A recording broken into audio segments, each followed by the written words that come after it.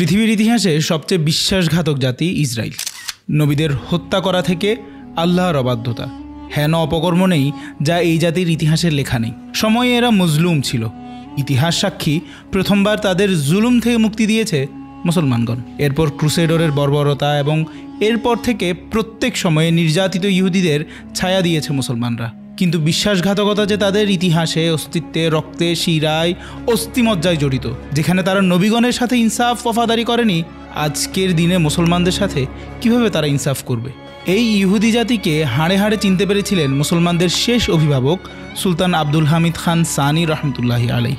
ইহুদিদের রাষ্ট্রের স্বপ্নদ্রষ্টা চিরোর হার্জেল যখন আকসার জমি ক্রয়ের প্রস্তাব দেয়, তখন সুলতান এক হুঙ্কার দিয়ে বলেন, এই ভূখণ্ড মুসলিম উম্মার, এই ভূখণ্ড মুসলমানের রক্তে কেনা, এক বিন্দু মাটিও কাউকে দেয়া হবে না।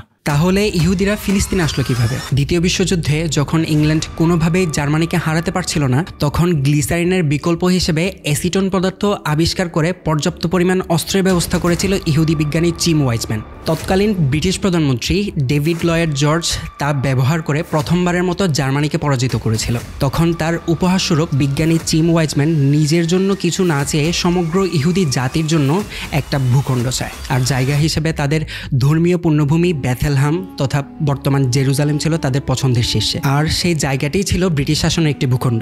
তার উপর ভিত্তি করেই ব্রিটিশ প্রধানমন্ত্রী জর্জের অনুমতিক্রমে পররাষ্ট্র সচিব আর্থার বেলফোর তৎকালীন প্রভাবশালী ইহুদি রথসচাইল্ডকে চিঠি দেয়। বেলফোরের এই চিঠির মাধ্যমে গঠিত হয় ইসরায়েল নামের একটি নতুন রাষ্ট্র।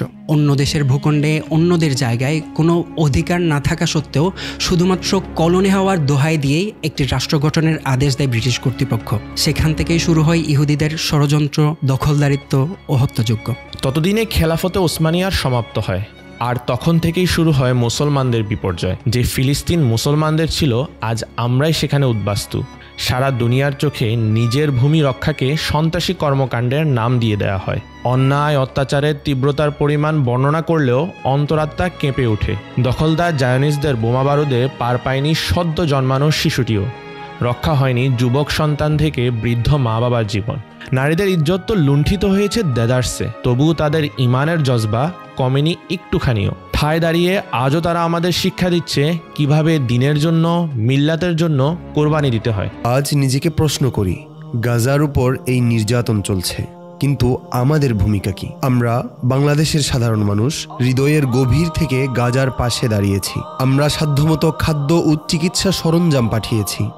জানি এগুলো কখনোই পর্যাপ্ত নয়, তবুও মুসলিম মজলুম ভাইদের পাশে দাঁড়াবার ন্যূনতম চেষ্টা করেছি। ইমানি জজবা নিয়ে পথে নেমেছি, তাদের পক্ষে আওয়াজ তুলেছি, বিশ্বকে জানান দিয়েছি ফিলিস্তিনবাসী বিচ্ছিন্ন নয়, মুসলিমরা একা নয়। এরই ধারাবাহিকতায় আমরা সম্মিলিতভাবে নারায়ে তাকবীর, নারায়ে রিসালাতের স্লোগান নিয়ে আবারও মাঠে নামছি। ইমানি দায়িত্ববোধ থেকে মজলুমদের পাশে দাঁড়াতে আপনিও আসুন সোহরাওয়ার্দী উদ্যানে আগামী 26 এপ্রিল শনিবার ঠিক সকাল 9টায়। দখলদার ইসরায়েলের গণহত্যার প্রতিবাদে মাস গ্যাদারিং ফর প্যালেস্টাইন কর্মসূচিতে আপনাদের সাথে টিম মুসাফিরও থাকবে ইনশাআল্লাহ। দেখা হবে রিসালাতের স্লোগানে, ঐক্যবদ্ধ আন্দোলনে।